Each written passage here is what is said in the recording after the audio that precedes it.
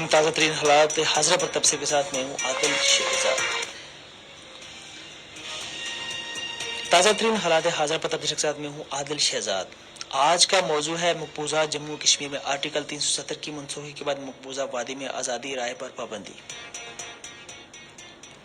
مقبوضہ وادی کشمیر میں آرٹیکل 370 کی منسوخی کے بعد صحافتی آزادی پر قدغن لگ چکی ہے اور صحافت کی حالت ابتر ہے۔ یہ خطہ طویل عرصے سے بھارتی سرکار کی وجہ سے پابندیوں میں جکڑا ہوا ہے، مگر آرٹیکل 370 کی منسوخی کے بعد حالات مزید خراب ہو گئے ہیں۔ کشمیر میں نام نہاد بولنے کی آزادی ہے، جو سرکار کے خلاف بولے گا وہ جیل جائے گا۔ ہم گھر جانا چاہتے ہیں، تہاڑ جیل نہیں۔ مقبوضہ وادی میں سیکورٹی فورسز کا صحافیوں پر دباؤ بڑھتا جا رہا ہے، بہت سے صحافی جیلوں میں قید ہیں۔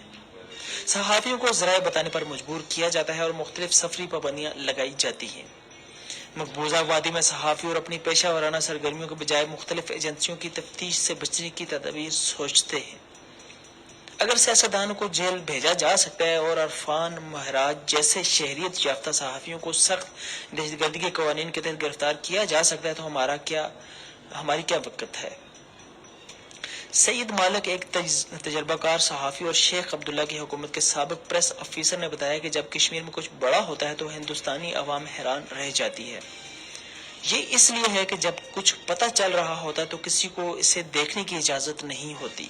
کشمیر میں آزادی یا صحافت کا تصور مکمل طور پر ختم ہو چکا ہے، یہاں تک کہ لوگوں نے اخبار خریدنا بھی چھوڑ دیے ہیں۔ اگر یہی صورتحال برقرار رہی تو کشمیر میں جمہوریت اور انسانی حقوق کی امیدیں مزید دم توڑ دیں گی۔